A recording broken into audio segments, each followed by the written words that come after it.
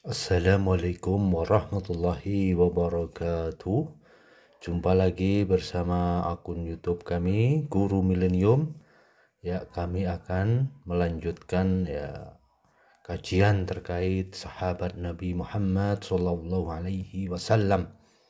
Yang kali ini adalah sebagaimana disampaikan oleh para ahli tafsir, ada seorang laki-laki buta karena peristiwa yang berkaitan dengan pribadinya. Allah Ta'ala menurunkan 16 ayat. Ayat-ayat itu selalu kita baca dan senantiasa dibaca hingga akhir hari kiamat. Siapakah laki-laki itu yang karenanya Nabi kita yang mulia mendapat teguran dari langit? Siapakah dia yang karena peristiwanya Jibril Al-Amin harus turun membisikkan wahyu ke dalam hati Nabi kita yang mulia? Dia tidak lain adalah Abdullah bin Ummi Maktum, muadzin Rasulullah. Beliau adalah orang Mekah, suku Quraisy.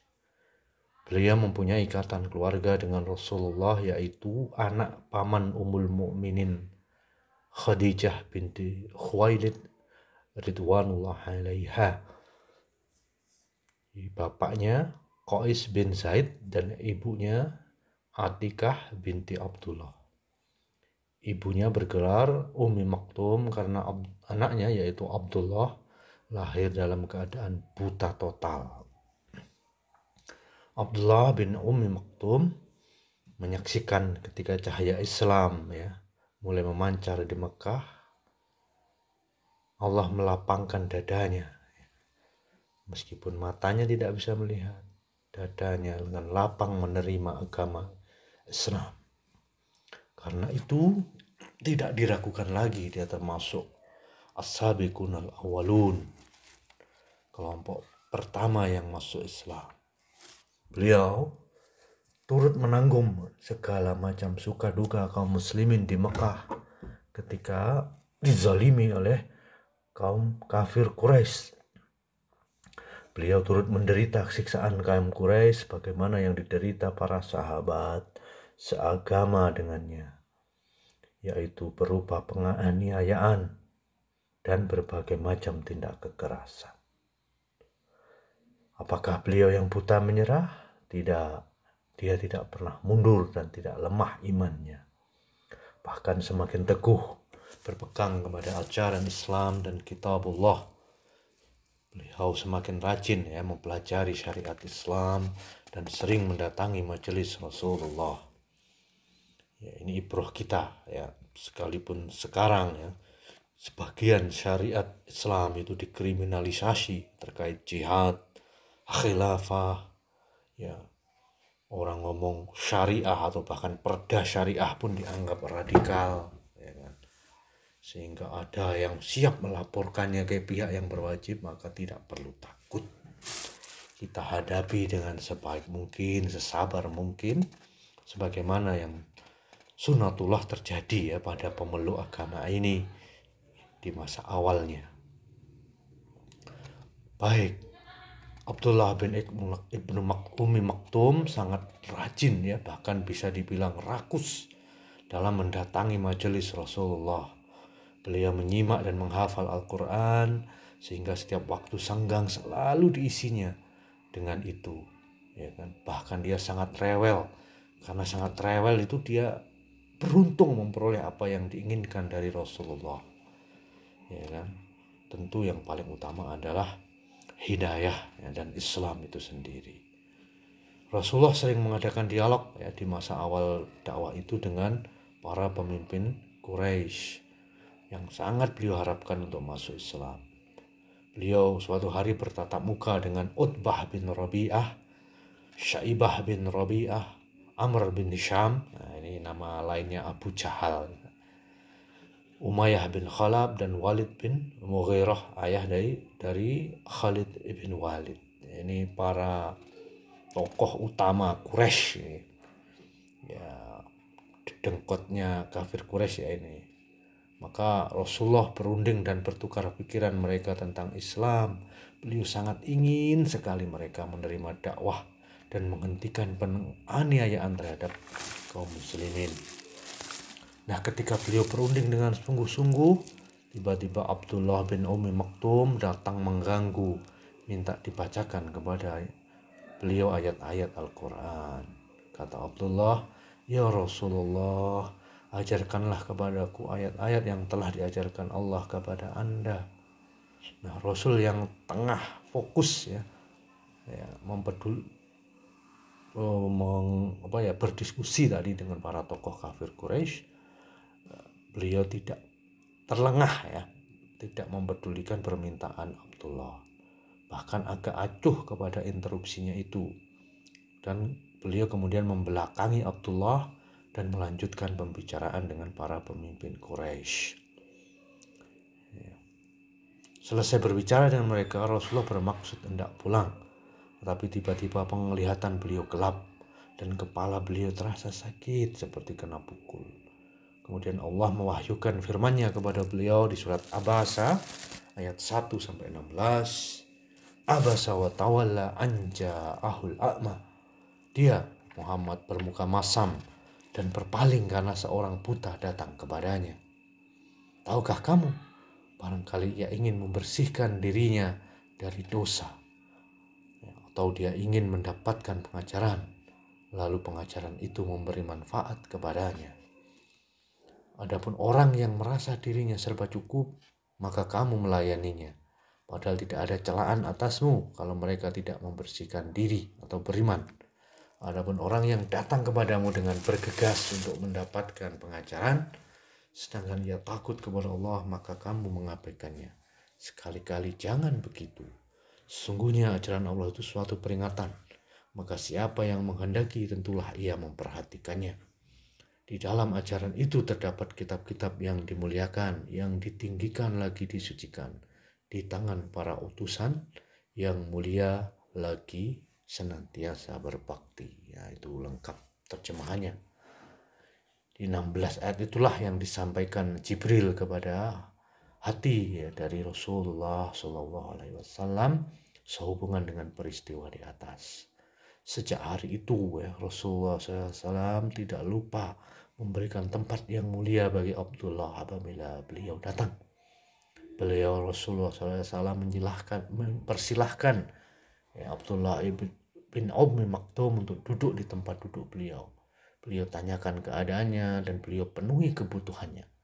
Tidak heran kalau beliau memuliakan Abdullah demikian rupa. Bukankah teguran dari langit itu sangat keras?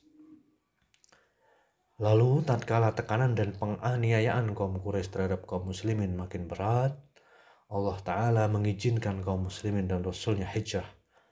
Abdullah bin Ummi Maktum bergegas meninggalkan tanah kelahirannya untuk menyelamatkan agamanya. Ya, dia bersama Mus'ab bin Umair, sahabat-sahabat Rasul yang pertama-tama tiba di Madinah. Setibanya di Madinah, ya, yang saat itu namanya masih kota Yasrib, Abdullah dan Mus'ab segera berdakwah, membacakan ayat-ayat Al-Quran, ya, mengajarkan pengajaran Islam. Setelah Rasulullah SAW tiba di Madinah, beliau mengangkat ya, Bilal bin Rabah ya, beserta Abdullah bin Ummi Maktum menjadi muazin Rasulullah. Mereka bertugas ya, meneriakkan kalimat tauhid 5 kali sehari semalam, mengajak orang untuk beramal soleh ya, dan merebut kemenangan dengan sholat jamaah.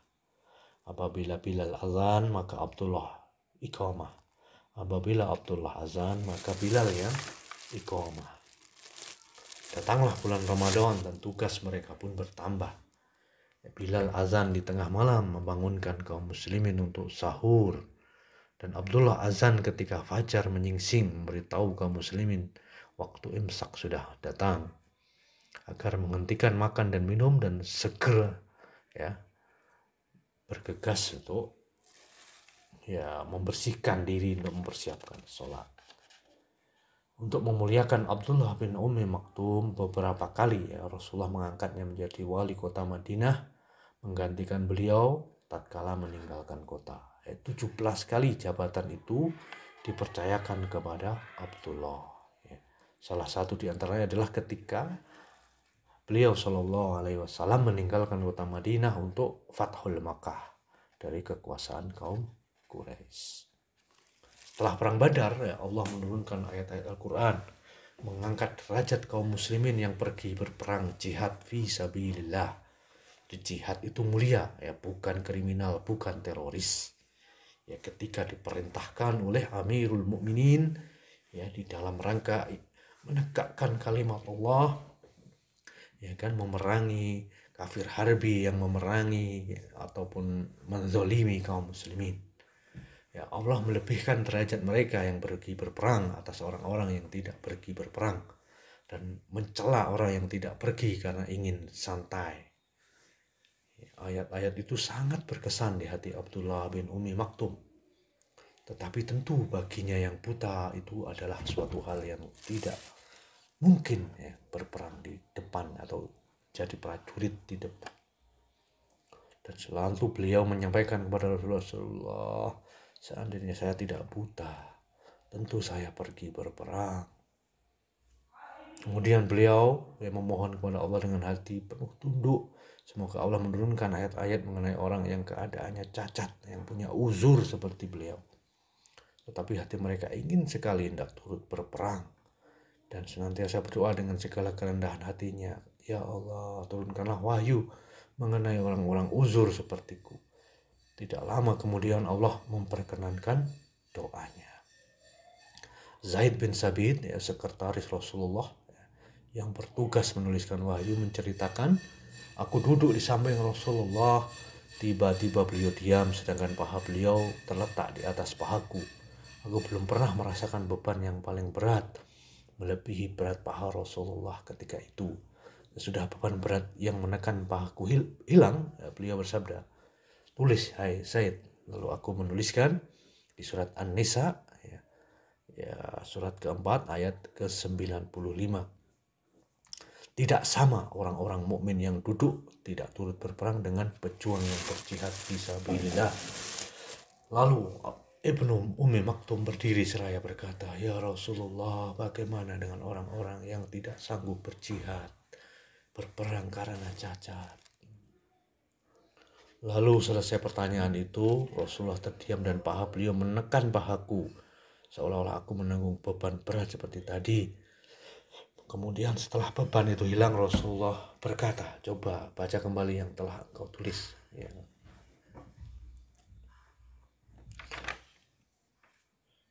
Lalu kemudian Zaid bin Sabit membaca, ya, tidak sama orang-orang mukmin yang duduk tidak ikut berperang. Lalu beliau bilang, tulis, ya, ghairu ulid doror, ya, kecuali bagi orang-orang yang tidak mampu. Maka turunlah pengecualian yang diharap-harapkan sebagaimana doa Ibnu Maktum, ya, Ibnu Ummi Maktum. Meskipun Allah telah memaafkan, ya, memberi uzur kepada orang cacat seperti Ibnu Ummi Maktum, namun dia enggan bersantai-santai. Ya. Itu karakter Muslim itu, ketika ada peluang pahala itu berebut. Ya kan? Nah, itu yang banyak hilang di masa sekarang. Ya kan? Maka Abdullah bin Ibnu Ummi Maktum ini tetap bertekad, ya, bisa merasakan, ya, jihad fisabilillah. Ya. Maka karena itu dia sangat gandrung untuk turut berperang dan menetapkan sendiri tugasnya di medan perang. Kata beliau, tempatkan saya antara dua barisan sebagai pembawa bendera. Saya akan memegangnya erat-erat untuk kalian. Saya buta, karena itu saya pasti tidak akan lari. Dan pada tahun ke-14 Hijriah, Khalifah Umar ibn Khattab memutuskan untuk membuka daerah Persia. Dengan saat itu adalah perang yang menentukan untuk menggulingkan, ya, pemerintahan yang zalim dan menggantinya dengan pemerintahan Islam, ya, yang humanis, ya, dan jelas adalah negara tauhid. Umar memerintahkan kepada segenap gubernur dan pembesar dalam pemerintahannya jangan ada seorang satupun yang ketinggalan dari orang-orang bersenjata atau orang yang mempunyai kuda atau yang berani atau yang berpikiran tajam, melainkan hadapkan semuanya kepada saya sesegera mungkin. Maka berkumpullah di Madinah kaum muslimin dari segala penjuru memenuhi panggilan Umar. Di antara mereka adalah Abdullah bin Umi Maktum. Saat itu, Khalifah Umar mengangkat Sa'ad bin Abi Waqqas menjadi panglima pasukan besar itu.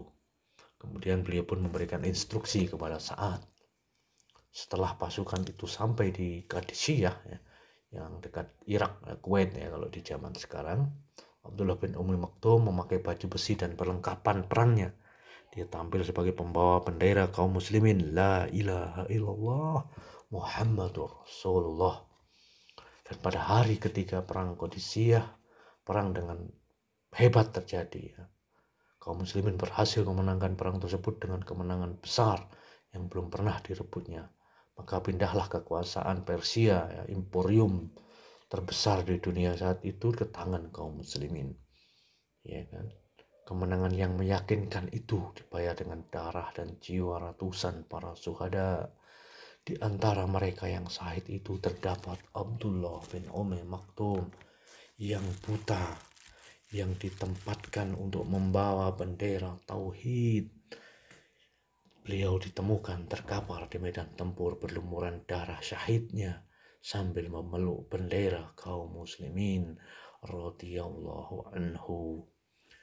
Semoga ada ibrah ya di balik kisah ini, ya, bahwasanya kaum muslimin itu begitu mulia ketika tauhid dijadikan sebagai pegangan, ketika jihad dijadikan sebagai metode ya, yang sah ya untuk memerangi musuh kaum muslimin, tentu saja oleh pemimpin yang sesuai dengan Al-Quran dan Sunnah, ya, seperti Khalifah Abu Bakar, Umar, Utsman dan Ali dan para khalifah seterusnya. Demikian kajian kita kali ini, ya, tentang sahabat yang mulia Abdullah bin Umi Maktum. Semoga ada manfaat, dan wassalamualaikum warahmatullahi wabarakatuh.